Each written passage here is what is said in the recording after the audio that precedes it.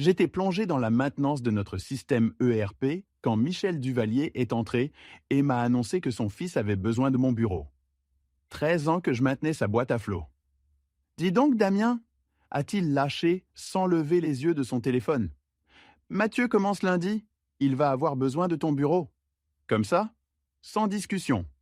Mathieu, son fils de 25 ans, tout juste sorti de HEC, qui pense tout savoir parce qu'il a 50 000 abonnés sur LinkedIn. Je m'appelle Damien Mercier, 47 ans, responsable des systèmes chez Duvalier Solutions Industrielles depuis ma sortie de l'armée. J'étais spécialiste logistique au 3e régiment du matériel à Charleville-Mézières. Quand on gère l'approvisionnement pour 3000 militaires, on apprend à maintenir des systèmes en marche. Quand j'ai débuté ici en 2010, leur système tenait avec du scotch. ERP de 1998, gestion fournisseur en Excel, conformité approximative. J'ai passé 2 ans à comprendre comment fonctionnait cette usine de composants industriels. Engrenages, roulements, pièces hydrauliques. 200 employés qui connaissaient leur métier, mais rien aux ordinateurs. J'ai tout construit sur mesure. Script connectant l'ERP antique au portail fournisseur. Alertes automatisées pour les stocks. Contournement manuel quand les fournisseurs changèrent leur format. Et surtout, le système de conformité. Inspection du travail, drill, CARSAT. Un cauchemar qui m'a pris 3 ans à perfectionner. En 2015, Duvalier tournait comme une horloge. Les fournisseurs adoraient travailler avec nous. Pierre chez Acier du Centre m'appelait directement. Sophie chez Hydraulique Fourniture m'envoyait des emails perso pour les promos. Michel ne voyait rien de ça. Pour lui, tout était automatisé. Il ne réalisait pas que derrière chaque processus se cachaient 100 heures de codage et 50 heures de maintenance manuelle. Notre système de paiement fournisseur? Sur le papier, simple. En réalité, l'ERP ne communiquait pas avec la moitié des systèmes. Les formats changeaient constamment. Les confirmations arrivaient par email, fax, téléphone, note manuscrite. Je vérifiais manuellement chaque transaction. Le fournisseur d'acier avait 3 formats différents selon le type de commande. Mathieu ne savait rien de ça. Pour lui, j'étais juste un vieux qui tapait sur un clavier. Michel a levé les yeux, surpris que je ne proteste pas. « Bien sûr », ai-je dit. Il est sorti, satisfait. Je suis resté 20 minutes à regarder mon bureau, mon centre de commandement. Certificat militaire, prix de sécurité, tableau blanc avec les livraisons, écran de conformité. J'ai emballé 3 choses. Ma tasse, mon carnet de mots de passe et contacts, et la clé USB contenant tous mes scripts et automatisations. Le reste, écran, chaise ergonomique, plante, je lui ai laissé. J'ai envoyé un email au RH. Passage en télétravail temporaire. Disponible par email. Puis je suis rentré chez moi dans ma Kangoo. Le lundi, j'ai vu Mathieu poster son premier jour. Ring light dans une usine. Caption Instagram. Énergie fraîche dans l'industrie old school. J'ai failli m'étouffer. Personne ne savait ce que je faisais vraiment. Ils pensaient que tout était automatisé. Ce qu'ils ignoraient, c'est que j'avais construit un écosystème personnalisé nécessitant une intervention humaine constante. Comme le rapport d'opération hebdomadaire, tous les mardis à 8h15. Mathieu pensait qu'il se générait seul. En vérité, j'extrayais des données de 5 systèmes, je croisais avec les livraisons, j'ajustais pour les fluctuations saisonnières, je formatais pour la direction. Mardi matin, pas de rapport. Mathieu a envoyé un email paniqué en copie de la direction. Gilles de Lity a passé 3 heures à lui expliquer que Damien Mercier le créait manuellement depuis 13 ans. J'ai ignoré les emails et commencé mon plan d'affaires de consulting. Dans l'armée, on appelait ça la connaissance institutionnelle. Les trucs non documentés, trop spécifiques, qui changent trop vite. Perdez les types qui portent ça dans leur tête et tout s'effondre. Mercredi, premier problème de conformité. La CARSAT a envoyé un avis d'inspection. Réponse requise sous 48 heures. Normalement, 20 minutes de travail pour moi. Mathieu y a passé la journée. Il m'a appelé jeudi. « Damien, question rapide sur la conformité. Où sont les protocoles de stockage chimique? Je suis indisponible. C'est urgent. L'inspecteur CARSAT attend la documentation. Base de données de conformité. Protégée par mot de passe. Mise à jour, manuel mensuel. Silence. Le mot de passe? Je travaille au forfait maintenant. 150 € de l'heure. Engagement minimum 3 mois. Pause. Je te rappelle. Il ne l'a jamais fait. Vendredi, les choses sont devenues intéressantes. Acier du Centre, notre plus gros fournisseur, a signalé une divergence de livraison. Leur facture montrait 500 unités d'ensemble de roulement livrées, mais notre système n'en montrait que 450 reçus. Simple erreur de saisie. Ça arrive tout le temps. Normalement, j'aurais vérifié le récépissé de livraison, confirmé le comptage physique avec notre responsable d'entrepôt et ajusté le système en 1 heure. Mathieu y a passé toute la journée, a appelé l'entrepôt 3 fois, envoyé 2 emails au fournisseur et a finalement approuvé la facture sans rien vérifier. Le problème, c'est qu'on avait bien reçu les 500 unités. Le gars de l'entrepôt les avait entrées sous le mauvais code produit. Donc maintenant, notre inventaire était faux, notre comptabilité incorrecte, et on venait de payer pour 50 unités qu'on ne pouvait pas localiser dans le système. C'est là que Pierre, chez Acier du Centre, m'a appelé directement. « Damien, qu'est-ce qui se passe chez vous? Le gamin n'a pas l'air de comprendre comment fonctionne votre processus de réception. Je devrais parler à quelqu'un d'autre? Je suis freelance maintenant, Pierre. Si Duvalier veut que je gère les relations fournisseurs, ils connaissent pour mes tarifs. Freelance? Putain, tu aurais dû me le dire plus tôt. On réfléchissait justement à engager un consultant pour rationaliser nos systèmes de gestion fournisseurs. Ça t'intéresse? Cette conversation a mené à mon premier client.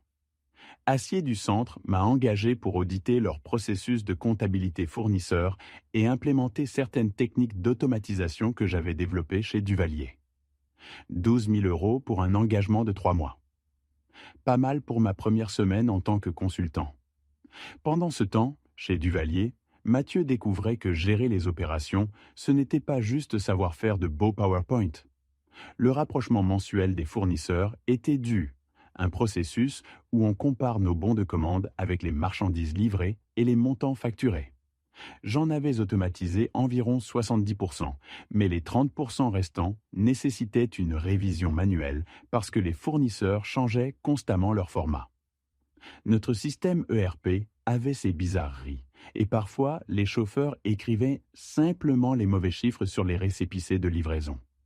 Mathieu a essayé de lancer mes scripts d'automatisation, mais ils ont planté parce qu'ils ne connaissaient pas les étapes de pré-traitement manuel. Le script attendait des données dans un format spécifique, mais la moitié de nos fournisseurs avaient changé de format depuis ma dernière mise à jour du code.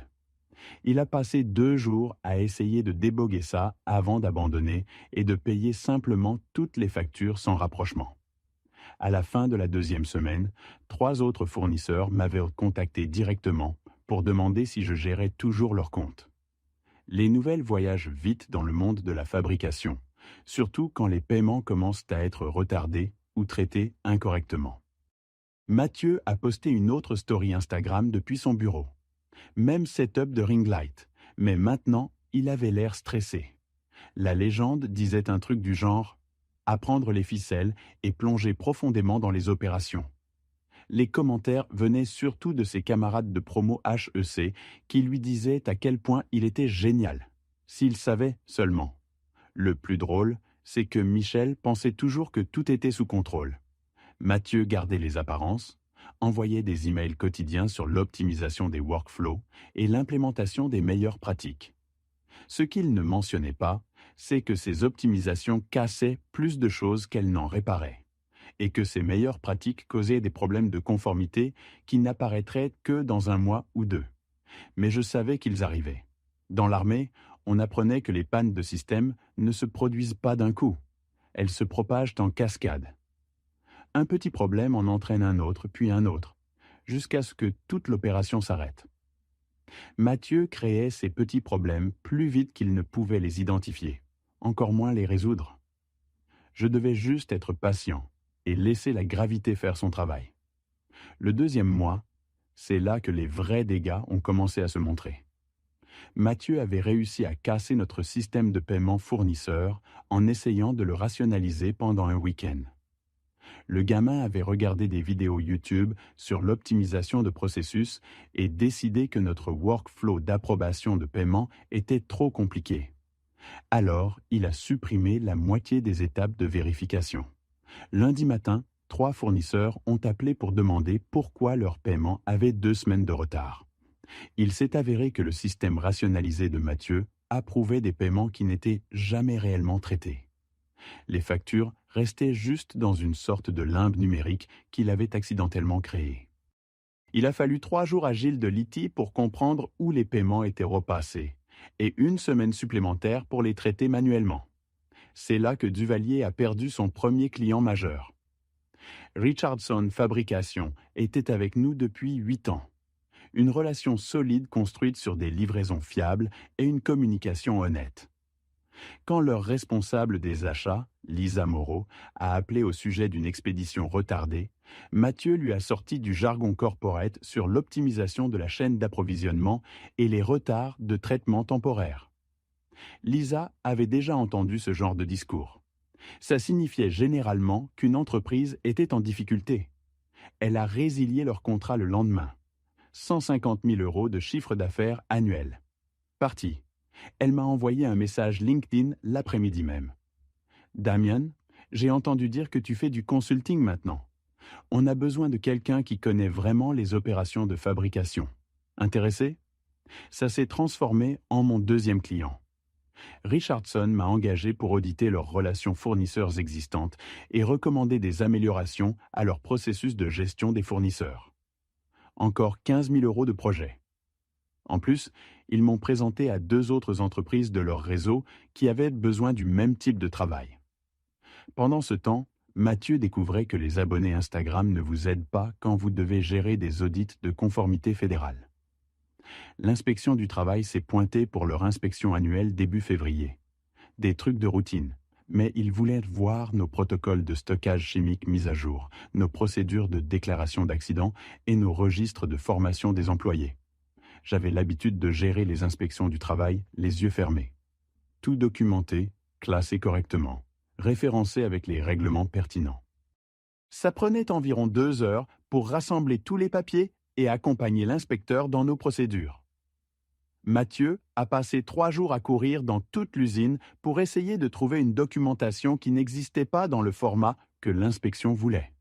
Nos procédures de sécurité étaient toutes là, mais elles étaient éparpillées dans différents systèmes. Certaines dans des fichiers numériques, d'autres dans des classeurs papier, d'autres juste dans la tête d'ouvriers expérimentés qui faisaient les choses de la même façon depuis des années. L'inspecteur n'a pas été impressionné. Il a rédigé 6 non-conformités pour documentation inadéquate et a donné à Duvalier 30 jours pour soumettre les rapports de conformité appropriés. Ça a déclenché une révision automatique par notre compagnie d'assurance qui a rapidement augmenté nos primes de responsabilité de 40%. Michel m'a appelé cet après-midi-là. Première fois en 6 semaines. Damien, on a un problème avec l'inspection du travail. Mathieu est dépassé sur les trucs de conformité. Tu pourrais peut-être passer un jour ou 2 juste pour nous remettre sur les rails? Je travaille au forfait maintenant, lui ai-je dit. Minimum 3 mois, 12 000 € par mois. Long silence. 12 000? Damien, c'est plus qu'on te payait en 3 mois. C'est exact. Mais avant, vous aviez tout mon temps et mon expertise. Maintenant, vous l'obtenez quand vous payez pour. Comme tout le monde. Tout le monde? J'ai 4 clients maintenant, Michel. Richardson Fabrication, Acier du Centre, Composants Industriels Corp et Hydraulique Parker. Toutes des entreprises qui valorisent l'expérience plus que les diplômes HEC. Autre pause. On doit discuter de ça en face à face. Tu peux prendre rendez-vous pour une consultation. Tarifs standards applicables. Il a raccroché. Cette semaine-là, le mot a vraiment commencé à se répandre dans l'industrie. La fabrication, c'est un petit monde. Les responsables des achats se parlent entre eux. Les fournisseurs savent quelles entreprises sont faciles à gérer et lesquelles sont des casse-têtes. Quand les paiements commencent à être retardés, Quand les commandes sont maltraitées, quand des employés de longue date disparaissent soudainement, les gens remarquent. Pierre, chez Acier du Centre, a mentionné mon travail de consulting à son homologue chez Roulement Grand Lac. Ça a mené à un autre projet. Sophie, chez Hydraulique Fourniture, m'a recommandé à une entreprise à Lille qui avait besoin d'aide pour implémenter un nouveau système de gestion d'inventaire. En mars, je refusais du travail parce que je ne pouvais pas tout gérer moi-même. C'est là que j'ai pris ma première vraie décision d'affaires. J'ai embauché Jeanne Rodriguez, une des personnes que Duvalier avait licenciées en janvier. La meilleure planificatrice de production avec qui j'ai jamais travaillé. 15 ans d'expérience, virée parce que Mathieu devait optimiser les effectifs. Elle a sauté sur l'occasion de travailler avec moi. Puis, j'ai fait venir Gaëtan Dubois, superviseur de maintenance, qui avait été chez Duvalier pendant 12 ans avant d'être coupé dans la deuxième vague de licenciements. Gaëtan connaissait chaque machine de cet atelier comme si c'était ses propres voitures, pouvait diagnostiquer des problèmes que la plupart des ingénieurs n'arrivaient pas à résoudre avec des manuels et des ordinateurs. On s'est installé dans mon bureau au sous-sol et on s'est appelé Mercier Consulting Industriel. Rien de fancy, mais en 2 semaines, on avait 6 projets actifs et une liste d'attente de clients potentiels. L'ironie ne m'échappait pas.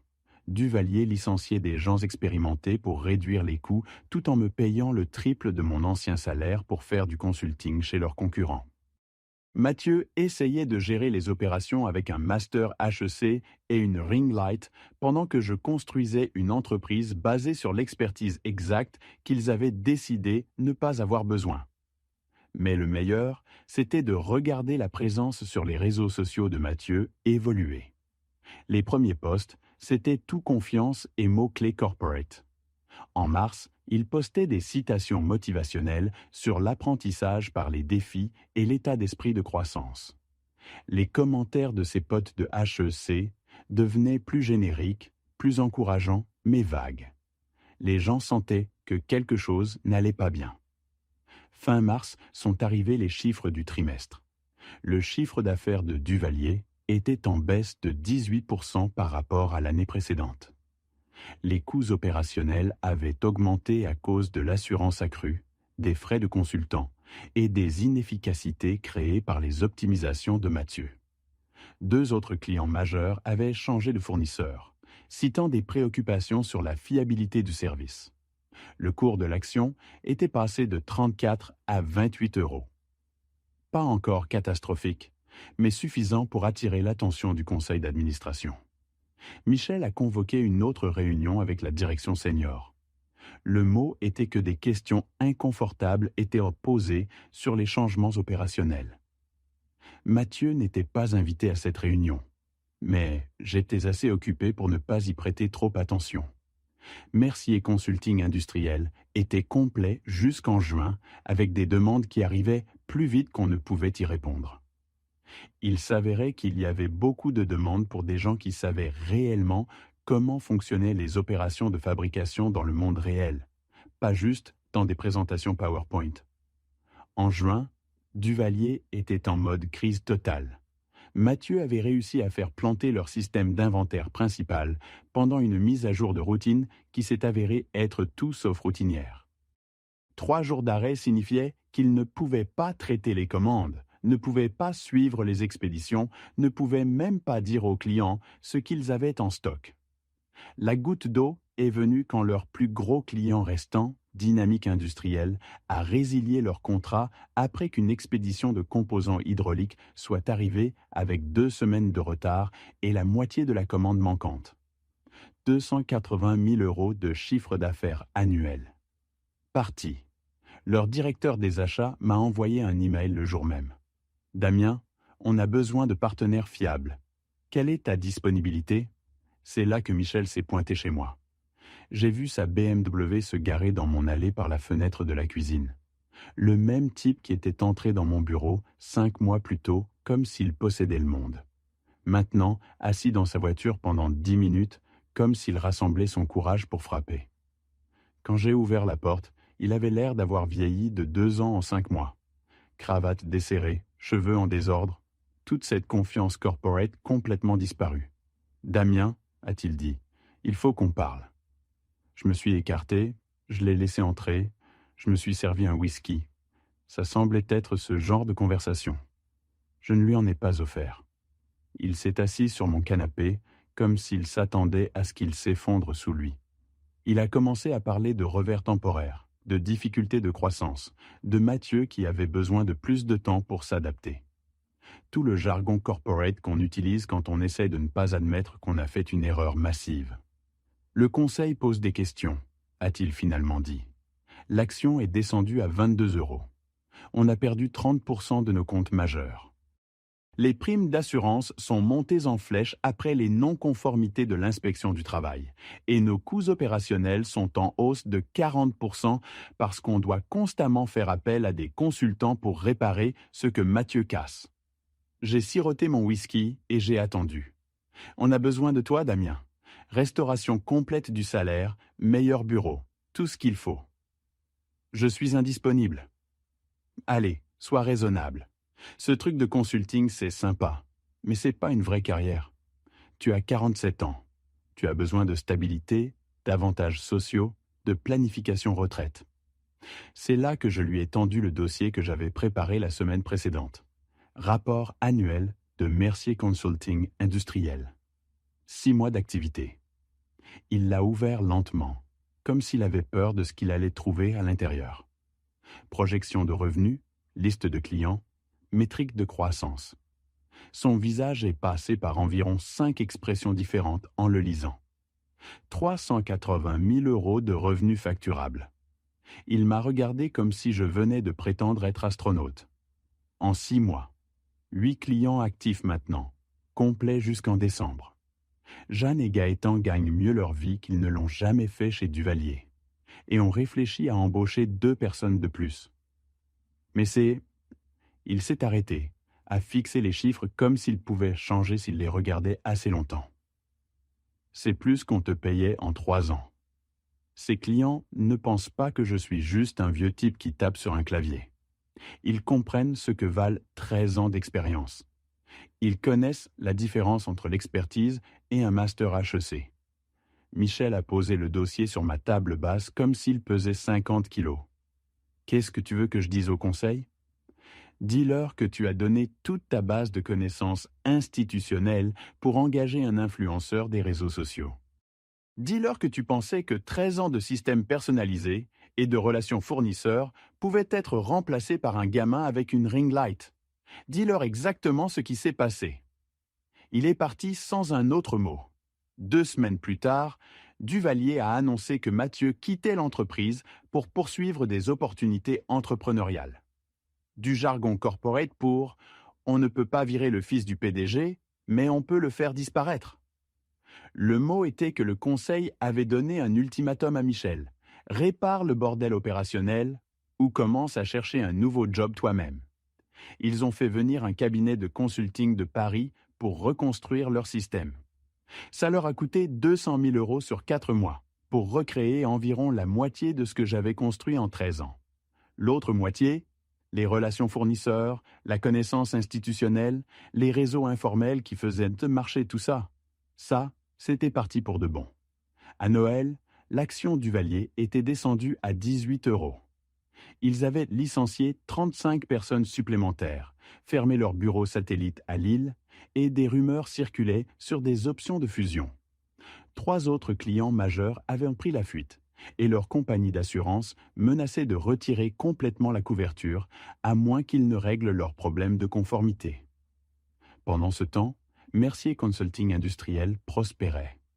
On avait quitté mon sous-sol pour un vrai bureau, embauché 2 consultants supplémentaires et on avait une liste d'attente de clients potentiels. Dynamique Industrielle était devenu notre plus gros compte. 85 000 € de forfait annuel pour du consulting opérationnel continu. Richardson Fabrication nous avait recommandé à 3 entreprises de leur réseau. Acier du Centre nous avait fait venir pour refaire complètement leur système de gestion fournisseur. Mais le meilleur, ce n'était pas l'argent, c'était le respect. Les fournisseurs qui me traitaient avant comme juste un autre employé m'appelaient maintenant Monsieur Mercier. Les clients me demandaient mon avis sur la stratégie, pas juste des corrections techniques. Après 13 ans d'invisibilité, j'étais enfin vu. 6 mois plus tard, j'ai reçu un message LinkedIn de Mathieu.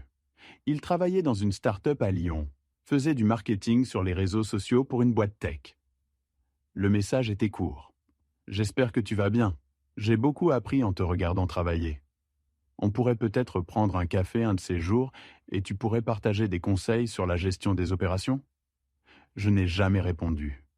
Certaines leçons, on doit les apprendre à la dure. Ces jours-ci, quand de jeunes cadres m'appellent pour optimiser leurs opérations, je pose toujours la même question. Qui fait tourner vos systèmes depuis toutes ces années? Parce que 9 fois sur 10, ils ne savent pas. Ils pensent que tout est automatisé, que les logiciels modernes peuvent tout gérer. Ce qu'ils ne comprennent pas, c'est que derrière chaque opération fluide, il y a quelqu'un comme moi. Quelqu'un qui sait quel fournisseur appeler quand le système plante, quel contournement manuel utiliser quand l'automatisation échoue, quelle relation entretenir pour que votre entreprise continue à tourner quand toutes les autres s'effondrent. Cette connaissance ne peut pas être remplacée par un master HEC, ne peut pas être automatisée par un logiciel, et certainement pas être transmise au fils de quelqu'un juste parce qu'il a le bon nom de famille. Mais ils finissent généralement par le comprendre, juste au moment où le cours de leur action commence à chuter et où leurs clients commencent à m'appeler. Merci d'avoir écouté mon histoire. Si elle t'a touché laisse un like, écris en commentaire ce qui t'a le plus parlé et abonne-toi à la chaîne. Beaucoup d'autres histoires arrivent. Ce n'est pas la fin de la mienne, c'est seulement le début de quelque chose de meilleur.